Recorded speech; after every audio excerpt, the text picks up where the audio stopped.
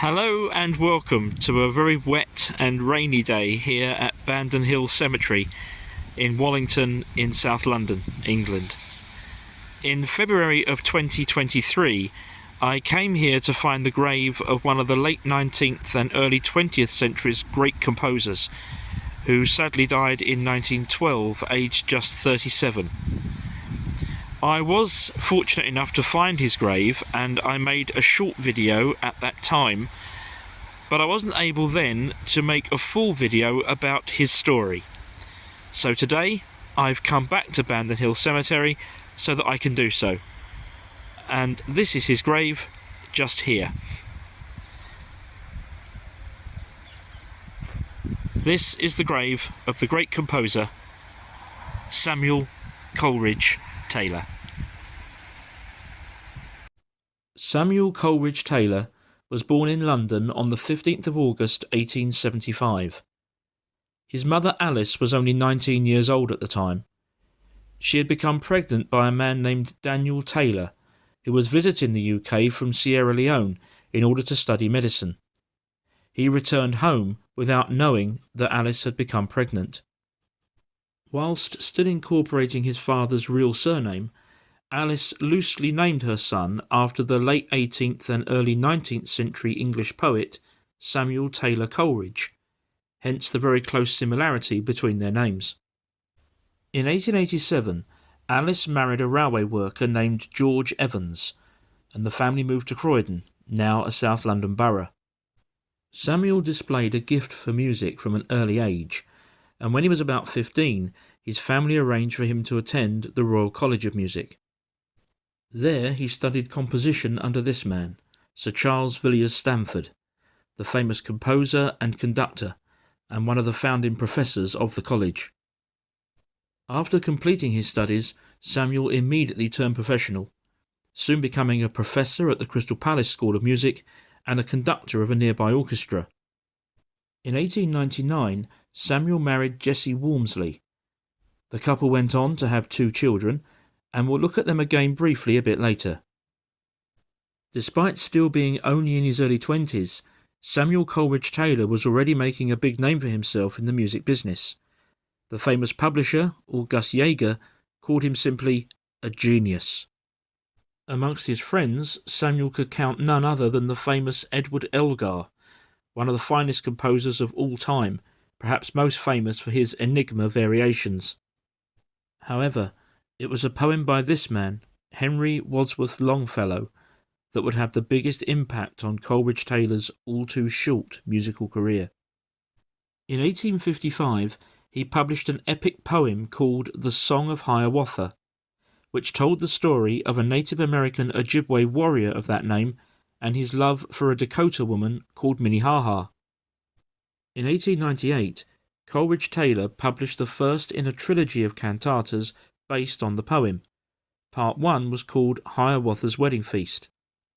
This proved to be hugely popular, and Part 2, The Death of Minnehaha, followed in 1899, and then in 1900 came Part 3, Hiawatha's Departure. Later that year, with the whole trilogy being published as The Song of Hiawatha, it had its first full performance here at the Royal Albert Hall in London. Still aged just 25, Samuel Coleridge-Taylor was now internationally famous. 3 tours of the United States followed in 1904, 1906 and 1910. On the first of these, he was received at the White House by President Theodore Roosevelt. Samuel's musical output was enormous, but, like so many composers of his period, he didn't make a lot of money out of his profession. He often had to sell his rights to his works in order to make an immediate income, thereby losing out on long-term royalties. Sadly, he even had to sell Hiawatha's Wedding Feast for a mere 15 guineas.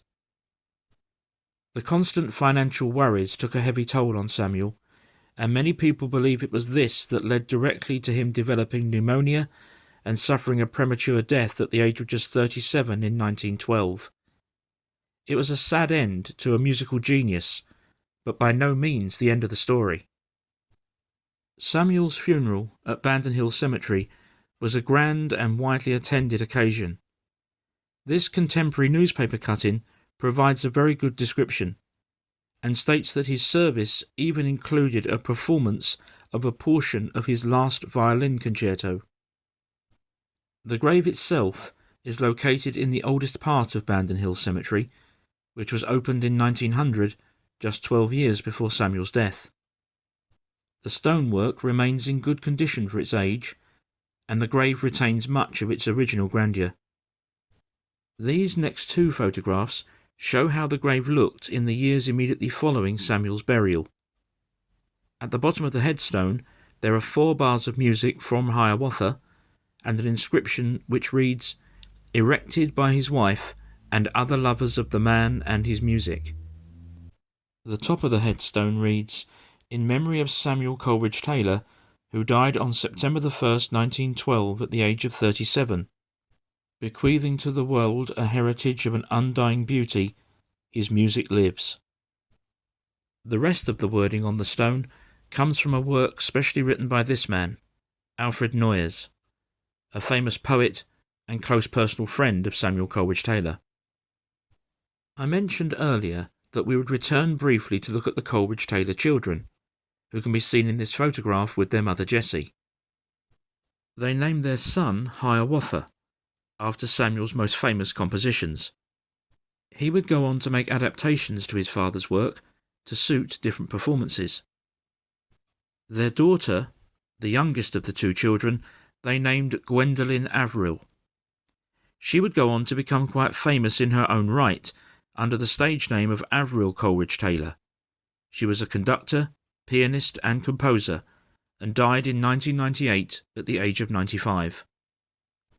Such was the shock at Samuel Coleridge-Taylor's untimely death and the financial situation in which his wife was left, King George V himself granted her an annual pension of £100. A benefit concert was also held at the Royal Albert Hall and raised a staggering £1,400, a very considerable sum of money in 1912. In more recent times, commemorative plaques have sprung up on the houses where Samuel Coleridge-Taylor lived and died. His music remains extremely popular and is played all over the world. Long may it continue to be so.